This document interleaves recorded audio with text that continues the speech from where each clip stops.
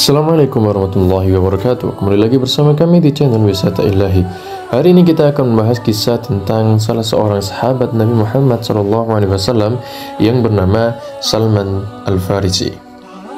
Nah, Salman Al-Farisi merupakan sahabat yang sangat luar biasa. Bagaimana dia bisa menemukan petunjuk atau hidayah untuk masuk Islam.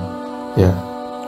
Salman Al-Farisi adalah seorang pemuda Persia, penduduk Isfahan dari sebuah kampung yang akrab dikenal dengan Jayyan. Ayahnya adalah kepala kampung dan merupakan orang yang paling kaya dan terhormat di sana. Nah, ayahnya adalah manusia yang paling dicintai oleh dia sejak lahir. Kecintaannya semakin bertambah hari demi hari hingga akhirnya Salman Al-Farisi itu seakan dikurung di dalam rumah, merasa khawatir akan terjadi keburukan kepada Salman Al-Farisi, dan dia dipingit seperti layaknya seorang gadis. Dengan sungguh-sungguh Salman Al-Farisi menganut agama Majusi, sehingga dia ditunjuk sebagai penyala api yang disembah. Dia dipercaya untuk menyulutkan sehingga tidak boleh padam sesaat pun, baik pada waktu malam maupun siang. Nah, ayahnya memiliki sebuah lahan yang besar, memberi mereka hasil yang banyak. Ayah mereka selalu mengawasi dan memetik hasil dari kebun tersebut. Nah, pada suatu ketika, ayah Salman Al-Farisi memiliki kesibukan lain sehingga dia tidak bisa datang ke lahannya. Ia berkata, "Wahai anakku, aku ada kesibukan lain sehingga tidak bisa mengawasi perkebunan kita. Pergilah ke sana dan awasilah kebun kita hari ini sebagai penggantiku." Nah, Salman Al-Farisi pun berangkat untuk melihat kebun mereka. Nah, sebagai penggantinya. Begitu dia berada di sana, yaitu berada di jalan, dia melewati sebuah gereja kaum Nasrani. Dia mendengar suara mereka dari luar saat mereka sedang melakukan kebaktian. Hal itu telah menarik perhatian Salman Al-Farisi. Nah, dia tidak pernah tahu sedikit pun tentang kaum Nasrani atau agama lainnya karena begitu lama ayahnya memingit agar tidak berinteraksi dengan orang lain. Nah, saat dia mendengar mereka, dia pun masuk mendatangi gereja itu untuk melihat apa yang sedang dikerjakan. Nah, saat Salman Al-Farisi merenungi apa yang mereka lakukan, dia menjadi tertarik dengan kebaktian yang dilakukan oleh orang-orang yang berada di gereja, dan dia ingin masuk ke dalam agama mereka. Ya, dia pun berkata, "Demi Allah, ini lebih baik dari agama kami anut. Demi Allah, aku tidak meninggalkan mereka hingga matahari terbenam. Aku tidak jadi ke kebun milik ayah. Lalu aku bertanya kepada mereka, dari mana asal agama ini? Mereka menjawab, dari negeri Syam." Nah, begitu malam tiba, Salman Al-Farisi kembali ke rumah dan berjumpa dengan ayah yang menanyakan, "Apa yang telah kamu lakukan seharian?" Dia menjawab, "Ayah, aku berjumpa dengan sekelompok manusia yang sedang melakukan kebaktian di gereja. Aku merasa tertarik begitu mengenal agama mereka. Aku terus bersama mereka hingga matahari terbenam." Ayah Salman Al-Farisi langsung sengit dengan apa yang telah dilakukan sambil berkata, "Hai anakku, dalam agama itu sedikit pun tidak ada kebaikan. Agamamu dan agama nenek moyangmu lebih baik dari agama itu." Dia menjawab, "Tidak, demi Allah, agama mereka lebih baik dari agama kita." Maka ayah Salman Al-Farisi menjadi khawatir akan apa yang telah dilakukannya. Ia khawatir bila Salman Al-Farisi keluar dari agama yang lama. Akhirnya dia memingit Salman Al-Farisi lagi di dalam rumah dengan membuat sebuah ikatan pada kaki Salman Al-Farisi. Nah, begitu dia memiliki kesempatan, maka dia pergi kepada kaum Nasrani dan dia berkata kepada mereka, "Jika ada rombongan yang datang kepada kalian hendak melakukan perjalanan ke negeri Syam, beritahukanlah kepadaku." Ya. Tak lama berselang, maka datanglah sebuah rombongan kepada mereka yang akan menuju ke negeri Syam. Mereka lalu memberitahukan kepada Salman Al-Farisi akan hal tersebut. Nah, dia lalu berusaha membuka ikatan kaki sehingga terlepas. Lalu dia berangkat bersama mereka dengan mengendap-endap hingga akhirnya tiba di negeri Syam. Begitu mereka tiba di sana, Salman Al-Farisi pun bertanya, siapa orang yang paling utama dalam urusan agama ini? Mereka menjawab, dialah uskup yang memimpin memimpin gereja. Lalu Salman mendatanginya sambil berkata, aku tertarik dengan agama Nasrani. Aku ingin mendampingi dan membantumu. Aku mau belajar darimu dan melakukan kebaktian bersama penganut Nasrani yang lainnya. Ia menjawab, masuklah. Dan dia pun masuk ke dalam gereja. Mulai saat itu dia menjadi pembantunya. Masa terus berlalu hingga akhirnya Salman Al-Farisi mengetahui bahwa orang tersebut sebenarnya adalah orang yang buruk. Ia pernah menyuruh para pengikutnya untuk membayar sedekah dan menjanjikan kepada mereka pahala yang akan mereka dapat jika mereka membayar sedekah tersebut di jalan Allah. Uskup tadi malah menyimpan uang tersebut untuk dirinya sendiri dan tidak pernah diberikan kepada kaum fakir dan miskin sedikit pun juga, sehingga ia berhasil mengumpulkan 7 bejana besar emas. Salman Al-Farisi menjadi benci sekali saat melihatnya. Tidak lama kemudian ia mati dan orang-orang Nasrani berkumpul untuk menguburnya. Dia katakan kepada mereka, sahabat kalian ini adalah orang yang jahat. Ia pernah memerintahkan kalian untuk membayar sedekah dan menjanjikan kepada kalian pahala yang akan diterima. Begitu kalian membayarkannya, ia malah menyimpannya untuk kepentingan dirinya sendiri. Ia tidak memberikannya kepada kaum miskin sedikit pun dari harta tersebut. Mereka bertanya, dari mana engkau tahu akan hal itu? Salman Al-Farisi menjawab, aku akan menunjukkan kalian tempat penyimpanannya. Mereka berkata, ya, tunjukkanlah kepada kami. Maka Salman Al-Farisi menunjukkan kepada mereka tempat penyimpanannya, dan dari tempat tersebut mereka mengeluarkan 7 bejana besar yang dipenuhi dengan emas dan perak. Begitu mereka melihatnya, mereka berkata, demi Allah, kami tidak akan pernah menguburkannya. Lalu mereka mensalibnya lalu melemparnya dengan batu. Tidak lama setelah itu mereka mengangkat seorang untuk menggantikan posisinya. Maka Salman Al-Farisi pun menjadi pendamping dan pembantunya.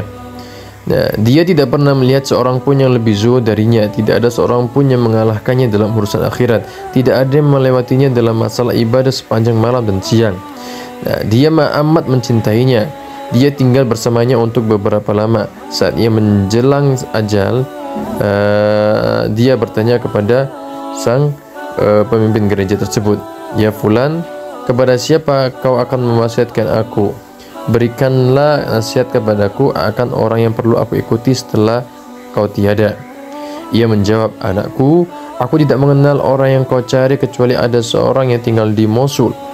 Dia adalah orang yang tidak pernah membuat-buat dan tidak pernah mengganti agama. Maka carilah dia. Begitu sahabat itu meninggal, maka Salman Al-Farisi mencari orang yang berada di Mosul tadi. Begitu dia berjumpa dengannya, dia menceritakan kisahnya kepada orang tersebut. Ya, Salman Al-Farisi pun berkata, si fulan berwasiat kepadaku menjelang wafatnya bahwa aku disuruh mencarimu. Ia mengatakan bahwa engkau adalah orang yang berpegang teguh dengan kebenaran. Ia menjawab, tinggallah bersamaku. Dia pun tinggal bersamanya dan dia mengenalnya sebagai sosok yang selalu benar. Namun tidak lama kemudian ajalnya tiba. Salman Al-Farisi pun berkata kepadanya, ya fulan, engkau mengetahui bahwa ketentuan Allah akan berlaku pada dirimu dan engkau mengetahui kondisi diriku. Kepada siapa kau mewasiatkan aku? Siapakah yang harus aku ikuti nanti?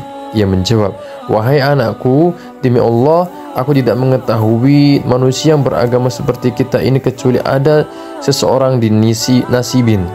Dia adalah fulan, maka carilah dia. Begitu ia dikuburkan, maka Salman Al-Farisi mencari orang yang tinggal di Nasibin. Ya, kepadanya dia ceritakan kisahnya dan apa yang diperintahkan sahabatnya tadi kepadanya. Orang itu pun berkata, tinggallah bersama kami. Maka Salman Al-Farisi pun tinggal bersamanya. Dia adalah orang yang baik seperti kedua sahabatnya sebelumnya. Demi Allah, kematian akhirnya berlaku juga pada dirinya.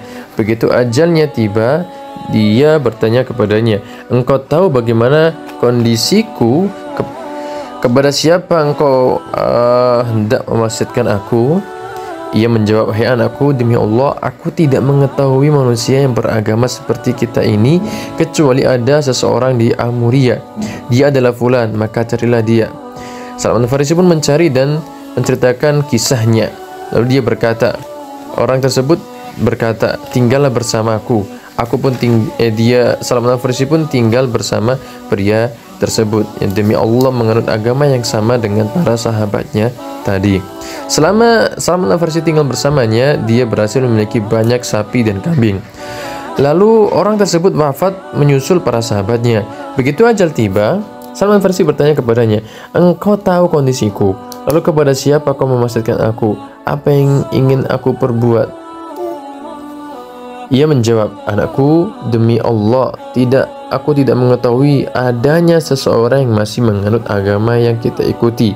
Akan tetapi, sebentar lagi akan muncul di tanah Arab seorang nabi yang diutus dengan membawa agama Ibrahim. Kemudian ia berhijrah dari negerinya ke sebuah negeri yang memiliki banyak pohon kurma di antara dua buah lembah berbatu. Dia memiliki tanda-tanda yang jelas. Ia menerima hadiah dan menolak sedekah. Di antara kedua pundaknya terdapat tanda kenabian. Jika kau mampu datang ke negeri tersebut, maka lakukanlah." Kemudian ajal menjemputnya. Setelah ia wafat, Salman Al-Farisi masih tinggal di Amuria beberapa lama hingga sekelompok pedagang Arab dari kabilah Kalb datang. Dia pun bertanya kepada mereka, "Jika kau membawaku ke tanah Arab, maka aku akan memberimu semua sapi dan kambingku ini." Mereka menjawab, "Baik, kami akan membawamu." Maka Salman Al-Farisi berikan semua hewan ternaknya kepada mereka, dan mereka membawanya hingga tiba di Wadi Al-Qura. Sesampai di sana mereka mengkhianati Salman Al-Farisi dan menjualnya kepada orang Yahudi. Maka dia pun menjadi pembantunya. Tidak lama kemudian ada sepupu majikannya dari Bani Quraidah yang mengunjunginya, dan ia pun membelinya darinya. Ia membawanya ke Yasrib, dan dia melihat di sana pepohonan kurma seperti yang diceritakan oleh sahabatnya di Amuria. Dia tersadar bahwa ini adalah Madinah yang ia gambarkan itu. Lalu dia pun tinggal di sana bersamanya. Saat itu Nabi Muhammad SAW sedang berdakwah kepada kaumnya di Mekah. Akan tetapi Salman Al-Farisi tidak pernah mengetahui kabar beliau karena dia sibuk dengan tugasnya sebagai seorang budak.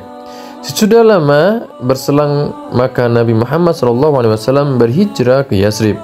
Demi Allah, saat itu Salman Al-Farisi sedang berada di atas pohon kurma sambil mengerjakan beberapa tugas. Tuannya saat itu sedang duduk di bawahnya ketika seorang sepupunya datang sambil mengatakan, "Semoga Allah membinasakan Bani Qailah. Demi Allah, mereka kini sedang berkumpul di Kuba untuk menyambut seorang pria yang datang dari mereka dan mengaku sebagai nabi." Begitu Salman Al-Farisi mendengar apa yang diucapkannya, maka dia seperti langsung demam dan dia menjadi terguncang sehingga dia khawatir akan jatuh menimpa tuannya. Dia segera turun dari pohon kurma dan berkata kepada pria tadi, "Apa yang kau ucapkan? Ceritakan kembali berita tadi kepadaku." Maka tuannya langsung emosi dan meninjunya dengan begitu keras. Ia berkata kepada Salman Al-Farisi, "Apa urusanmu dengan berita ini? Kembalilah lagi untuk meneruskan pekerjaanmu." Begitu hari menjelang pulang, Salman Al-Farisi mengambil beberapa kurma yang dikumpulkan dan dibawa ke tempat Rasulullah SAW menginap. Dia masuk menghadapnya dan berkata, "Aku mendengar bahwa engkau adalah seorang yang soleh dan engkau membawa para sahabat yang membutuhkan bantuan. Ini adalah sedikit barang yang dapat aku sedekahkan. Menurutku kalian lebih pantas untuk menerima ini dari lainnya." Kemudian dia mendekat ke arah beliau. Rasulullah lalu bersabda kepada para sahabatnya, "Makanlah oleh kalian." Ia tidak menggerakkan tangannya dan memakan kurma bawaan Salman Al-Farisi. Salman Al-Farisi pun berkata dalam hati, "Inilah sebuah tandanya." Kemudian dia kembali ke rumah dan dia kumpulkan beberapa buah kurma. Begitu Rasulullah SAW berangkat dari Kuba menuju Madinah, Salman Al-Farisi menghampiri Rasulullah sambil berkata, "Aku perhatikan bahwa engkau tidak makan harta sedekah dan ini adalah hadiah yang aku bawakan buatmu." Lalu beliau memakannya dan menyuruh para sahabatnya untuk makan bersama beliau. Lalu Salman berkata dalam dirinya, "Inilah tanda yang kedua." Lalu Salman Al-Farisi mendatangi Rasulullah yang saat itu sedang berada di Baqi Al-Gharqad, ya, untuk menguburkan para sahabatnya. Salman Al-Farisi mendapati beliau sedang duduk dengan memakai 2 buah kain kasar. Ya, dia memberikan salam kepadanya, kemudian dia berputar untuk melihat punggung beliau, dan benar Salman Al-Farisi melihat tanda seperti yang diceritakan oleh sahabatnya yang berada di Amuria. Itu adalah tanda kenabian di fisiknya. Begitu Rasulullah SAW melihat Salman Al-Farisi sedang memerhatikan punggungnya, beliau mengetahui maksudnya. Kemudian beliau melepaskan selendang dari punggungnya. Maka dia memperhatikan dan dia melihat tanda itu. Dia semakin yakin dan dia langsung tersungkur mencium tangannya dan menangis. Maka Rasulullah SAW bertanya kepada Salman Al-Farisi, "Apakah ceritamu ini?" Ya, Salman Al-Farisi pun menceritakan kisahnya kepada Rasulullah SAW dan beliau merasa sangat kagum mendengarnya. Beliau kemudian berkeinginan agar para sahabatnya juga mendengar kisah tersebut. Maka Salman Al-Farisi pun menceritakan kepada mereka. Mereka begitu kagum mendengarnya, mereka semua begitu bahagia. Ya, itu adalah kisah singkat tentang Salman Al-Farisi, bagaimana beliau menemukan hidayah dari berbagai orang, ya, perjalanan menuju hidayah dari satu orang ke orang lainnya sehingga bertemu dengan Rasulullah SAW di Madinah. Semoga kita semuanya bisa mengambil manfaat dan hikmah di balik cerita ini. Sekian dari kami. Assalamualaikum warahmatullahi wabarakatuh.